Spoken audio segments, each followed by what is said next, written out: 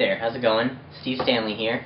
I wanted to talk a bit about this visual musical instrument project that I've been working on.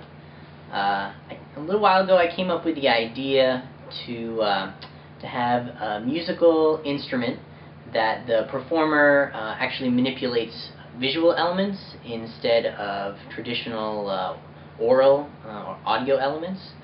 And there's a whole ton of ways to go about that and different mediums to use.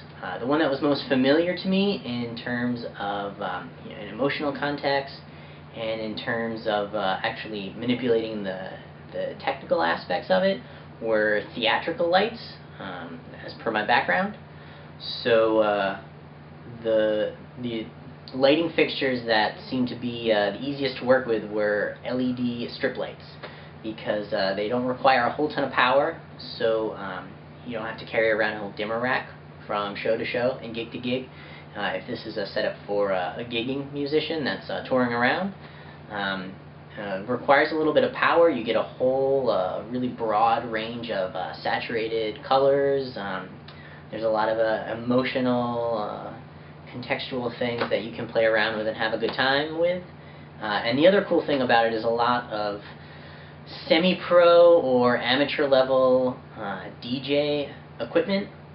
They actually come pre-programmed with all these different scenes, different pre-programmed chases and scenes that go through things, so it makes it really easy for someone who's programming this patch themselves to map out the scenes that they really like to the different faders on the trigger finger or whatever MIDI control device that you like to use. The really neat thing about it is that it's not specific just to one controller. So how do you interface between a MIDI device and a DMX lighting fixture? Well, the route that I decided to go with, again because it was most familiar to me, was Max MSP. And I didn't even dive into the MSP side at all. I've stuck so far with the Max side. It's strictly data management.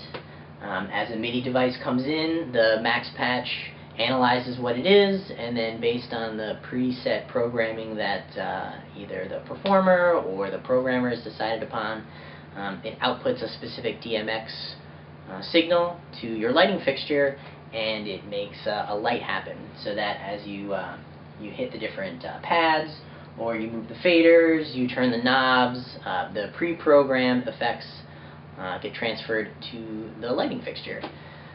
You can do this with a conventional control, a lighting control unit. That just doesn't seem very musical to me, because you have to program a whole series worth of preset cues, and then you just kind of go down a cue list, and there's really no room for any spontaneousness.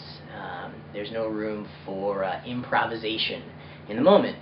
You're in the middle of this one passage, you get your solo, as it were, your light solo, and each time it's going to be different. So instead of getting stuck in that preset cue list, you have the freedom to play something different each and every time. Everything's programmed and mapped out to whatever MIDI interface you find the most comfortable. So what we'll do is swing over and see the patch, and we'll pop this up on the screen, and you can see on the middle section of the patch, that controls the pads in the middle here. So each time one of the pads is hit, you see that a different color pops up. On the far right side of the patcher, that controls the faders, as well as controlling the preset knobs on the top. So you can have preset scenes, or you can go through the strobe effect. And on this particular patch, the strobe effect is mapped out to the solid colors, so you can strobe solid colors and then change between those. So the next part, on the far left-hand side, those are This part actually took a little bit to program.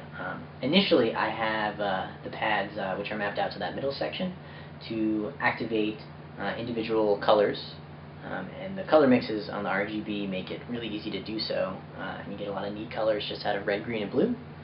But the one that's on the far right-hand side, actually, when you hit the pads, it sends the velocity into the program, and then the velocity is interpreted as light intensity. So it's just another layer of interacting and playing the light, is that the velocity that you hit the pads is directly translated into the volume of the light that's being played. The last thing that I want to note is in the middle, on the very bottom, is the Max object that I purchased separately that translates DMX data out to this usbDMX interface. It's called DMX usbPro. You guys can find it online if you're into this idea. And the USB to DMX actual external that I have is it's ultraDMX. It's by a company called DMX King. You can find that on dmxking.com. They have a few really cool things. I know there's some other companies that also make devices like this, and they act really similar. The ultraDMX that I have was inexpensive, and they have a 3-pin DMX and a 5-pin DMX version. So that's the basic overlay of everything. Why don't we get down to a demonstration, and we'll rock out to some Cepia. The song's called Dowry. Have some fun, guys. We'll be right